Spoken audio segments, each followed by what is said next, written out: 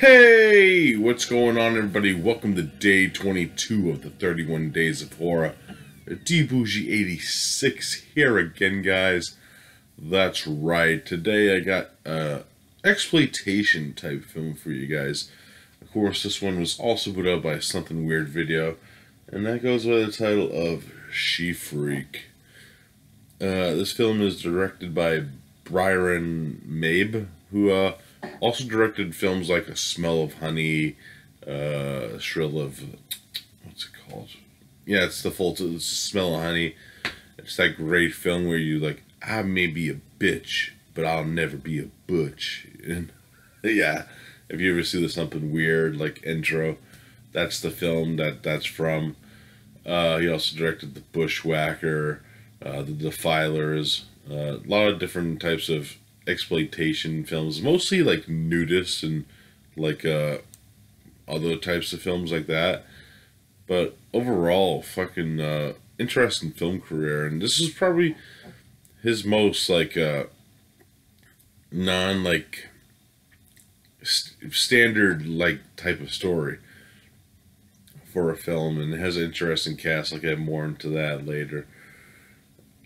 Pretty much what She Freak is it's kind of like his version of Freaks.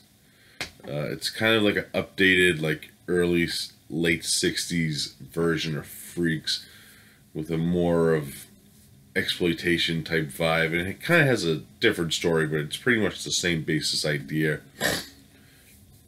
We were introduced to this character named Jade, who is our main character that we follow through the film. When we first meet her, she's like a waitress. It's like shithole, like gas station / restaurant, diner type area, and then she ends up going and traveling, working with the carnival.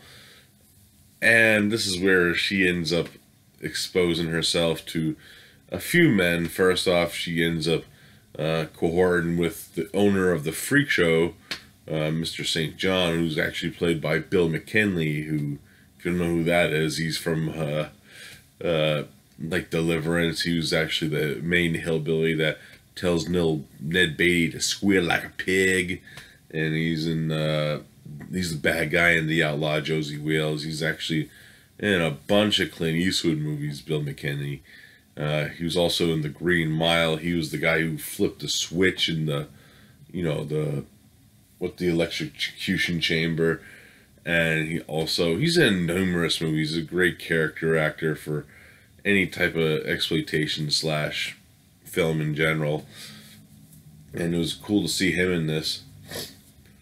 But yeah, he ends up marrying him, but she's also cohorting with the guy who runs like the Ferris wheel, and then a shit breaks out, and Bill McKinney's character ends up getting murdered, and the freaks want their revenge pretty much because he's like the owner of the freak show.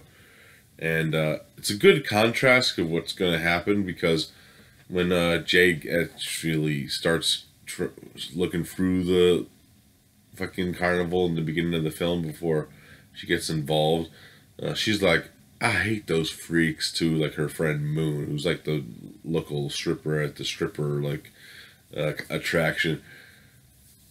And that's a good contrast. So you pretty much know how this film is going to end, because, well, one, they kind of spoil it for you on the cover, and two, it's pretty much freaks, so you already know what's going to happen with the way that the freaks end up getting their revenge. Some cool setups. It's kind of like a slow burn in that sense, because it kind of is. We're following our main character for most of the film on her journey to her impending doom, pretty much. Yes. Really, really cool stuff. I like all the carnival set and shit. It's really cool. There is some like montages of her and John St. John just eating cotton candy and traveling through the carnival. There's a lot of montages actually in this film of just walking around. Yeah, the real horror shit doesn't really happen till like the last like few minutes of the film. unfortunately. But overall, I gotta say, uh, stellar, fun film if you are a fan of Freaks and you want to see like a different variation of it. It's kind of what this is. It's a better version than there's another film that actually tried to rip off Freaks called The Freak. No, not The Freak Maker. Freak Show, I think, and it was terrible. That one's terrible. This one's more of an exploitation vibe to it. It's kind of a little more down and dirty, nitty gritty, with like the characters in it. So you get that going for it. So if you haven't seen She Freak, it has some cool makeup in it. You know,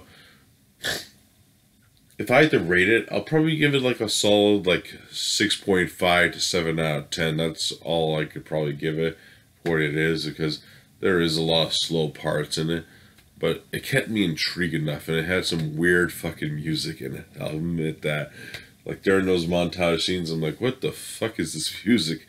So yeah, 6.5 to 7 out of 10 for She Freak. Check it out from Something Weird. You get it off Something Weird website, and wherever you could get DVDs, I guess. I think it's still available, but I know that they still have it on the website somethingweird.com. So check out She Freak. Alright guys, that's it for this review. I hope you enjoyed. I'll be back tomorrow with another one for you guys, so I'll see you then. Peace out.